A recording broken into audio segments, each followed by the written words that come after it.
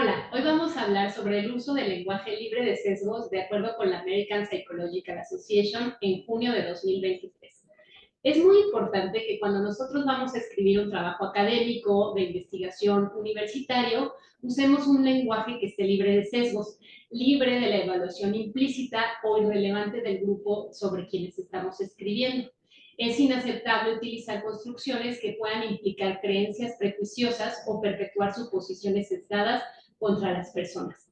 De acuerdo con grupos, por ejemplo, por edad, por discapacidad, por género, por su participación en la investigación, por la identidad racial o étnica, por orientación sexual, nivel socioeconómico y otros factores personales como, por ejemplo, estado civil, situación migratoria o religión. Vamos a referirnos a subgrupos en todas estas categorías de una manera precisa, relevante y sin libre de sesgo. Y es muy fácil que lo hagas siguiendo los 5 lineamientos que nos da la American Psychological Association para reducirlo. Estos lineamientos los vamos a mencionar y a continuación vamos a ver a qué se refieren y algunos ejemplos de usos que debemos evitar y la manera en la correcta o esperada en la que podemos suplirlos. Los 5 lineamientos son describir a un nivel apropiado de especificidad, relevancia, ser sensible respecto a las etiquetas, interseccionalidad y contenido histórico. Describir a un nivel apropiado de especificidad se refiere que cuando tú vayas a referirte a un grupo específico de personas por su edad, por su discapacidad, por su género, por su participación, etcétera, te refieras a ellos de manera específica en un nivel apropiado, para no hacer generalizaciones que pueden llevarnos a perpetuar estereotipos. Por ejemplo, si yo hago una generalización en cuanto a un grupo de edad y digo personas mayores, no estoy siendo tan específica, puedo generar estereotipos, entonces mejor busco ser más precisa y en lugar de decir personas mayores, digo personas en un rango de edad de tantos a tantos años, en el cual estaba conformado el grupo de mi muestra, por ejemplo. Otro ejemplo que debemos evitar sería los participantes fueron 200 hispanos latinos. Evitar eso, porque eso generaliza, y mejor buscar un nivel más apropiado de especificidad. Por ejemplo, los participantes eran de América Central y especificar 150 de Guatemala, 50 de Honduras, 50 de Belice, cuando sea apropiado, cuando sea relevante. Y con esto voy a al siguiente lineamiento, la relevancia. Solo es importante mencionar en qué grupo, por ejemplo, de estas categorías como edad, identidad racial, étnica, nivel socioeconómico, etcétera, pertenecen las personas solo cuando sea relevante para el tema de la investigación, para la variable, para el fenómeno de estudio.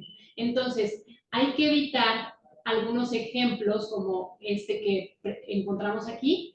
Un ejemplo de algo que evitar sería mencionar la orientación sexual de las personas participantes en el estudio, en tu muestra, sobre cognición y aprendizaje, porque no está relacionado. En cambio, sí hay que mencionarlo, por ejemplo, mencionar la orientación sexual de las personas en un estudio sobre la amenaza de estereotipo, porque ahí sí está relacionado con el tema de la investigación. El siguiente lineamiento es ser sensible respecto a las etiquetas. Tener mucho cuidado en la manera en la que elegimos etiquetas para no perpetuar estereotipos, no ser condescendientes, para no dar idea de jerarquías falsas, para respetar, evitar etiquetas negativas, evitar etiquetas peyorativas y mejor buscar la manera en la que un grupo es identificado con precisión. Aquí vemos algunos ejemplos que hay que evitar y algunos ejemplos que actualmente en junio de 2023 son preferibles. Sin embargo, aquí vemos una gran nota. La puse grande porque es importante considerar que el lenguaje se encuentra en evolución. Entonces es recomendable consultar con las asociaciones, los grupos y las personas representadas por esas asociaciones para consultar cuál es la forma preferida para hacer referencia a un grupo de personas con ciertas características que se identifican. Entonces aquí vemos algunos ejemplos, pero probablemente esto va a ir evolucionando mejor consulta la literatura y las organizaciones cuál es el término que es aceptado por cada grupo específico. El siguiente lineamiento es la interseccionalidad, que se refiere a cuando estas categorías, como por ejemplo edad, nivel socioeconómico, identidad, etcétera, se interrelacionan entre sí y generan distintos grupos e identidades. A veces, describir cómo estas características se mezclan es importante y cómo se cruzan es importante describirlo en el estudio. Hay que informar los datos de los participantes para cada grupo usando términos específicos cuando sea relevante. Tenemos aquí un ejemplo de un texto que no considera la interseccionalidad, que está del lado rojo. Dice, 35 participantes eran mujeres y 41 hombres. 43 eran afroamericanos y 33 europeoamericanos. Aquí no se está considerando la interseccionalidad porque se están reportando por separado los subgrupos. En el texto que tiene un icono en verde, sí se está considerando la interseccionalidad cuando sea relevante porque se explica 20 participantes eran mujeres afroamericanas, 15 participantes mujeres europeas estadounidenses, 23 hombres afroestadounidenses y 18 participantes eran hombres europeos estadounidenses. Todos los participantes eran cisgénero. En este ejemplo se considera la interseccionalidad. Este ejemplo específico es el que propone la American Psychological Association en su página al respecto de interseccionalidad. Cabe señalar que también puede ser que cuando tú consultes este video haya evolucionado la manera de referirnos a cada uno de los grupos. Es importante que lo consultes previamente.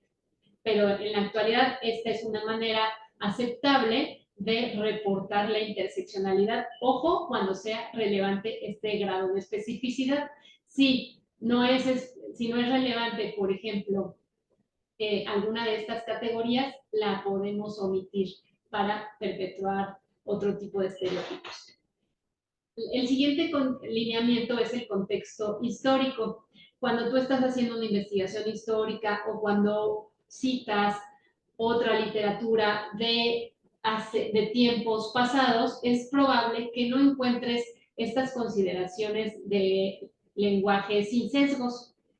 En estudios previos o históricos es probable que encuentres otras palabras que actualmente no se ajustan a estos lineamientos.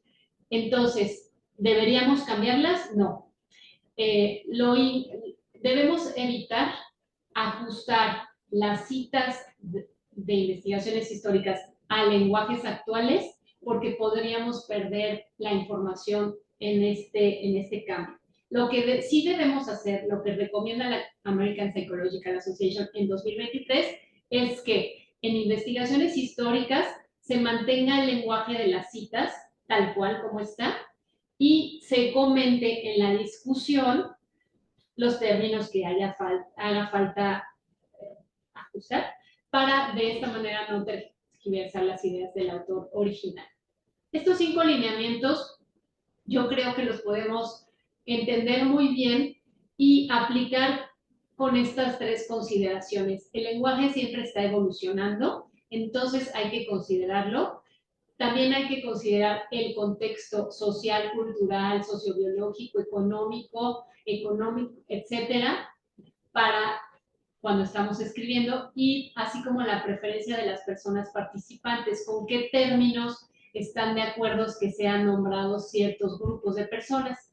Con esto está basado totalmente en el respeto a las personas. Siempre es útil estarnos informando y aprender de las fuentes y organizaciones especializadas para mantenernos actualizados sobre el uso del lenguaje adecuado y más respetuoso.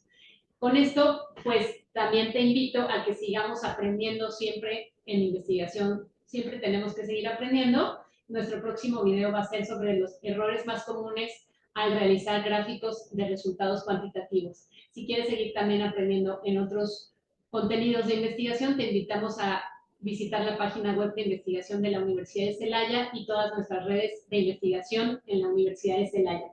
Hasta la próxima.